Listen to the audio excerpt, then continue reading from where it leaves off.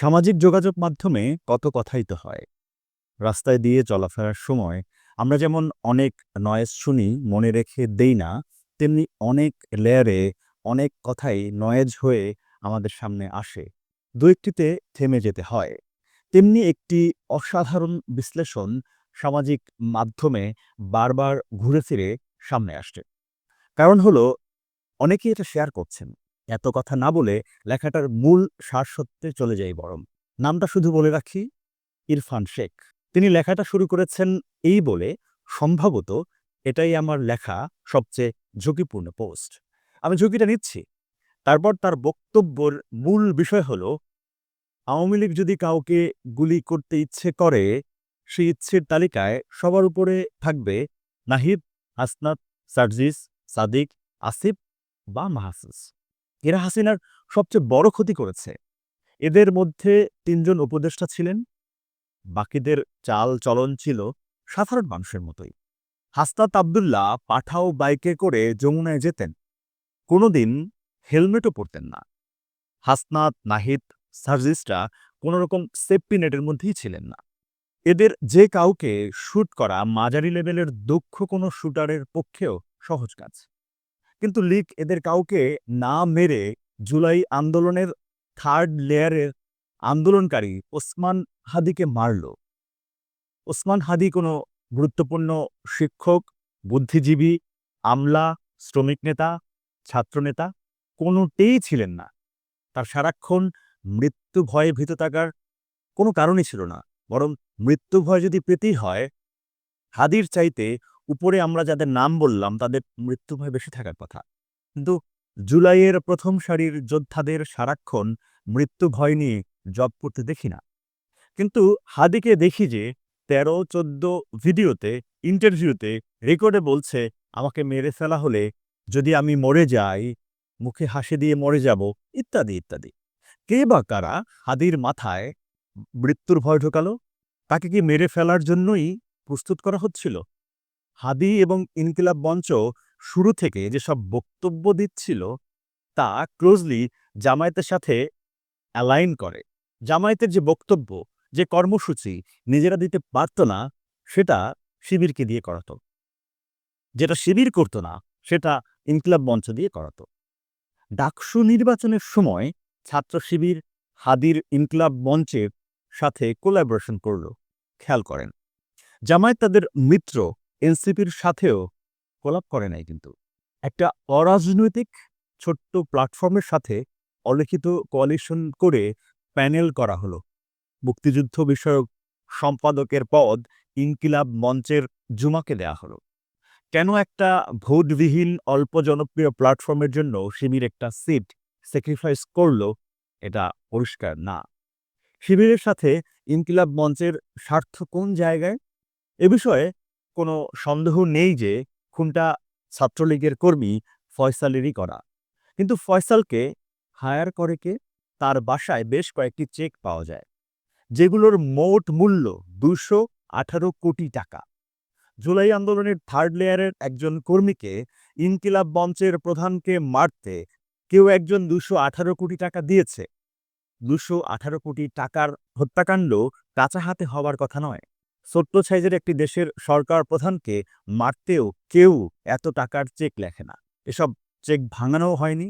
ফয়সালের বাবা, মা, স্ত্রী, প্রেমিকা, পরিবারের সব ধ্বংস হয়েছে।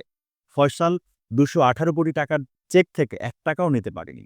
আর ২১৮ কোটি টাকার কাজ এত কাঁচা হওয়ার কথা নয়। তুরস্ক থেকে আন্তর্জাতিক মানের শুটার ভাড়া করে আনার কথা। ফয়সালের ২১৮ কোটি টাকা, তার পরিবারের ধরা খাওয়া, এগুলো মিলছে না। সরকার প্রকাশও করছে না।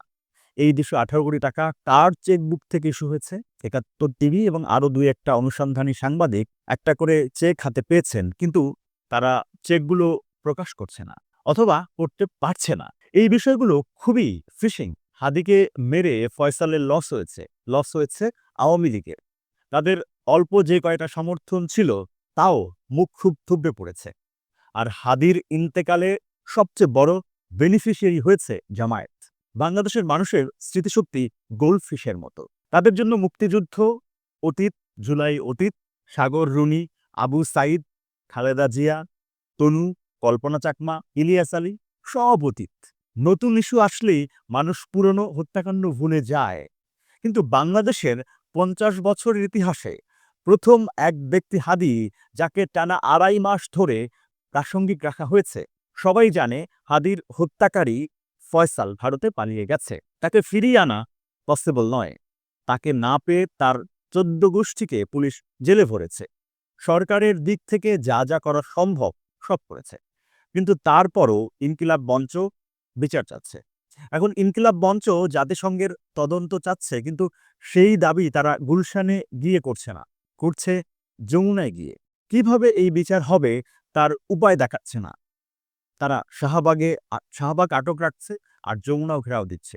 অথচ এর চেয়ে ১৪০০ গুণ বড় অপরাধ করে এক আপা দিল্লিতে বসে আছে।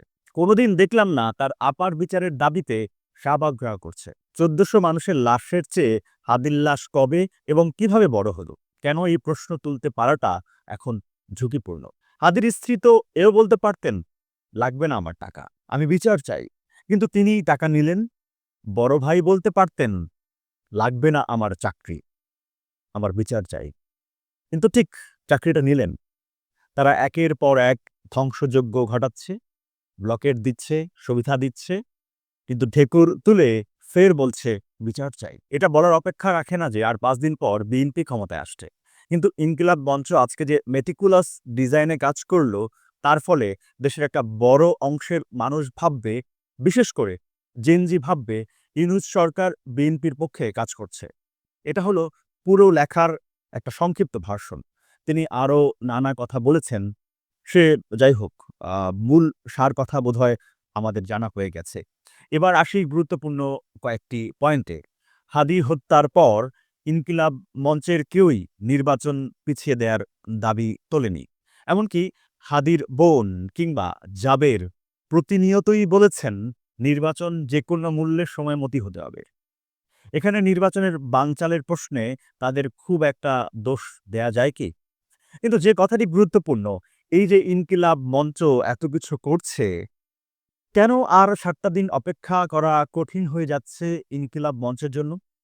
কেন শিবিরের ছেলেরা জড়ো হচ্ছে এই ব্যানারের তলে? কেন? আততায়ীর মতো সব ধ্বংস করতে? প্রশ্ন জাগে মনে। এবার আরেক বিষয় নিয়ে কথা বলা যাক। এই যেমন বিএনপি কিংবা জামায়াত যেই ক্ষমতায় যাক, একটা বিষয় লক্ষণীয়, তারেক রহমান দেশে ফেরার ২য় দিনেই হাদির কবর জিয়ারত করেছিলেন। আর ১ম দিন তার বক্তব্যে হাদির কথা উল্লেখ করেছিলেন। অন্যদিকে জামায়াতের আমিরও হাদির বিচারের প্রশ্নে বেশ আন্তরিকতার পরিচয় দিয়েছে, কিন্তু নানা সময়। তার মানে নির্বাচিত সরকারের কাছে দাবিটা জানাতে আপাতভাবে কোনো সমস্যাই কিন্তু নেই। তাহলে এমন কেন হচ্ছে? কেন মনে হচ্ছে সামথিং ইজ রং? সত্য বলতে কি, এই এখনকার আন্দোলন কিংবা সংঘাতপূর্ণ অবস্থানকে নির্বাচনের বানচালের সূত্র হিসেবে দেখতে কোনো দ্বিধা হচ্ছে না। ইরফান শেখের লেখা অনেক ভাবনার পথ খুলে দিচ্ছে। আমাদের অবশ্যই বিকল্প ভাবনা পরখ করতেই হবে।